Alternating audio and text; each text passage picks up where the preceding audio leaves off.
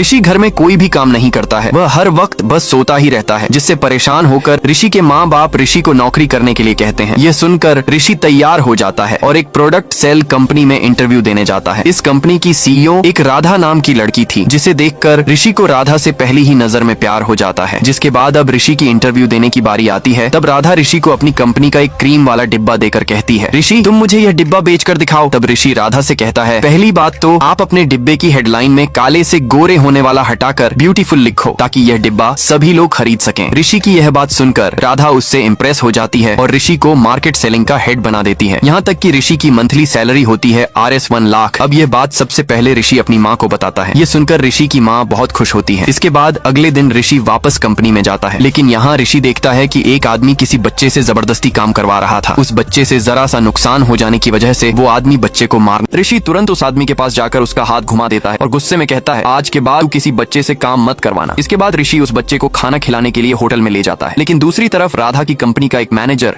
राहुल को ऋषि का ये काम पसंद नहीं आता। वो ऋषि से झगड़ने लगता है। तभी राधा राहुल को समझाती है और कहती है, तुम ऐसे लोगों से मटेरियल मत लो जो बच्चों से काम कराते हैं। धीरे धीरे राधा को ऋषि पसंद आने लगता है और वो पूरा दिन ऋषि के साथ बिताने लगती है। लेकिन जिस कंपनी से मटेरियल लेने से राधा ने मना किया था, असल में वो कंपनी रेड्डी नाम के आदमी की थी। रेड्डी गुस्से में राधा के पिताजी को धमकी देता है और कहता है, तुम्हारी बेटी ने मेरा मटेरियल लेने से मना किया है, इसीलिए अब सोच लो कि क्या करना है। यह सुनकर राधा के पिताजी बहुत नाराज हो जाते हैं और राधा को खरी खोटी सुनाते हैं। इधर दूसरी तरफ रेड्डी का गांव के एक टीचर से झगड़ा हो जाता है। टीचर बच्चों को पढ़ा रहा था और यह बात रेड्डी को बिल्कुल पसंद नहीं आई। उसे डर था कि अगर बच्चे पढ़ लिख जाएंगे तो फिर उसकी मिल में काम कौन करेगा, इसलिए वह टीचर को बेरहमी से जान से मार देता है। इसी बीच राधा अपने फ्रेंड के बर्थडे पर ऋषि को साथ लेकर जाती है। वहाँ ऋषि की मुलाकात राधा की फ्रेंड रानी के पिताजी गोपाल से होती है। गोपाल ऋषि के अच्छे संस्कार और बोलचाल देखकर बहुत खुश हो जाता है। बाद में रात को ऋषि, गोपाल और एक सुमित नाम का लड़का तीनों साथ बैठकर शराब पी रहे होते हैं। तभी गोपाल ऋषि को बताता है, मेरे गांव में रेड्डी नाम के आदमी ने बहुत अत्याचार किए हैं, यहाँ तक कि मैंने गलती से अपने भाई की बेटी की शादी रेड्डी से कर दी थी, इसलिए जब भी मैं रेड्डी के खिलाफ जाने की कोशिश करता हूँ वो मेरी भतीजी को मारने की धमकी देता है। ये सुनकर ऋषि कहता है, रेड्डी आपकी भतीजी का इस्तेमाल कर रहा है, हमें कुछ करना होगा। तब गोपाल ऋषि को बताता है, मैं एक फैक्ट्री खोल रहा हूँ। अब एक दिन राधा अकेले में ऋषि से अपने दिल की बात कह देती है, ऋषि मैं तुमसे प्यार करती हूँ। जिसके बाद राधा के पिताजी ऋषि और राधा की एंगेजमेंट की पार्टी रखते हैं। लेकिन यहाँ राधा के पिताजी अचानक राधा की एंगेजमेंट राहुल से करा देते हैं। ये देखकर ऋषि और राधा को बहुत बुरा लगता है। यहाँ तक कि राधा के पिताजी ऋषि को कुछ गुंडों से पिटवाने वाले थे। लेकिन तभी वहाँ एक कार आती है और उसमें से एक आदमी निकलकर ऋषि से कहता है, तुम्हारे पिताजी अब नहीं रहे। ये सुनकर ऋषि हैरान रह जाता है और कहता है, ये कैसा मजाक है, मेरे पिताजी तो यही मेरे सामने खड़े हैं। तभी ऋषि की माँ ऋषि से कहती है, तुम हमारे बच्चे नहीं हो, हमने तो केवल तुम्हारी परवरिश की है। असल में तुम्हारे पिताजी का नाम तो महाकालेश्वर था। जो आदमी ऋषि को लेने गाड़ी से आया है वो ऋषि के चाचा हैं। वो राधा के पिताजी को धमकी देकर जाते हैं। तब ऋषि के चाचा रास्ते में रुककर ऋषि को बताते हैं, असल में तुम्हारे पिताजी इस गांव के एमएलए थे और जब भी गांव में कुछ गलत होता था तुम्हारे पिताजी तुरंत इंसाफ करते थे। लेकिन एक बार कुछ लोगों ने गांव की एक लड़की के साथ वो बाला काम कर दिया था। तब तुम्हारे पिताजी महाकालेश्वर ने उन गलत काम करने वाले सभी लोगों का सर धड़ से अलग कर दिया। अब ऋषि अपने दोस्त सुधा के साथ गांव घूमने के लिए जाता है। लेकिन यहाँ रेड्डी के गुंडे ऋषि को अजीब तरीके से घूर रहे थे, क्योंकि रेड्डी के गुंडों को पता चल चुका था कि ऋषि ही महाकालेश्वर का बेटा है। जिसके बाद दूसरी तरफ एक आदमी गांव की चली आ रही प्रथा के अनुसार ऋषि के पास अपनी बेटी का नामकरण करवाने के लिए आता है। तब ऋषि इस बच्ची का नाम चित्रपवती रख देता है। दूसरी तरफ ऋषि का दोस्त सुधा राधा को कॉल करके कहता है, ऋषि तुम्हें याद कर रहा है और इस समय ऋषि बहुत दुखी है। ये सुनकर राधा तुरंत ऋषि के गांव आ जाती है। लेकिन यहाँ राधा को बहुत प्यास लग जाती है, इसलिए वो यहाँ पर पानी ढूंढने लगती है। तब यह देखकर एक छोटी बच्ची राधा को हैंड पंप के पास ले जाकर पानी पिलवाती है और फिर थोड़ी देर बाद राधा रानी के घर पहुँच जाती है। राधा को देखकर ऋषि बहुत खुश हो जाता है। लेकिन वहीं रेड्डी के गुंडों की नजर केवल ऋषि पर ही थी। जिसके बाद गांव के पंडित जी भोलेनाथ की शिवलिंग का अभिषेक करने के लिए गांव वालों से दूध मांग रहे थे। लेकिन रेड्डी की वजह से पंडित जी को कोई दूध नहीं दे रहा था। तब यह देखकर ऋषि और उसका दोस्त सुधा दोनों मिलकर दूध लेकर मंदिर जाते हैं। तब वहाँ पंडित जी ऋषि से ही शिवलिंग का अभिषेक। अब ऋषि और उसका दोस्त सुधा मिलकर मंदिर में दूध ले जाते हैं। तब मंदिर के पुजारी ऋषि के हाथों से ही शिवलिंग का अभिषेक करवाते हैं। थोड़ी देर बाद पुजारी जी को पता चल जाता है कि ऋषि महाकालेश्वर का बेटा है। तब पुजारी ऋषि को बताते हैं, यह मंदिर तब बना था जब तुम पैदा हुए, क्योंकि तुम्हारे पिताजी ने मन्नत मांगी थी और सबूत के लिए जहाँ तुम बैठे हो वहाँ तुम्हारी माँ का नाम भी लिखा है। तब ऋषि को अपनी माँ का नाम लिखा दिख जाता है। तब ऋषि को पुजारी जी की बातों पर विश्वास हो जाता है। लेकिन इतने में ही वहाँ रेड्डी के गुंडे शिव जी का मंदिर तोड़ने के लिए आ जाते हैं। फिर जैसे ही एक गुंडा जहाँ ऋषि की माँ का नाम लिखा था वहाँ हथौड़ा मारने वाला था। लेकिन इतने में ऋषि उस गुंडे का हथौड़ा पकड़ लेता है और इन सभी गुंडों को बारी बारी से पीट देता है। यह सब देखकर रेड्डी का एक गुंडा रेड्डी को कॉल करके कहता है, मैं अब ऋषि को खत्म कर देता हूँ। तब यह सुनकर रेड्डी अपने गुंडे को मना कर देता है, अभी तुम ऋषि को कुछ मत करना, क्योंकि महाकालेश्वर की जगह मुझे एमएलए का चुनाव लड़ने का मौका मिला है। लेकिन सरकार के मुताबिक महाकालेश्वर का बेटा ऋषि अभी जिंदा है, इसीलिए जब तक ऋषि खुद नहीं कहेगा कहेगा कि मेरी जगह रेड्डी चुनाव लड़ सकता है, तब तक रेड्डी को टिकट नहीं मिलेगी। अगले पार्ट के लिए वीडियो को लाइक, चैनल को सब्सक्राइब करके कमेंट में अपना नाम लिख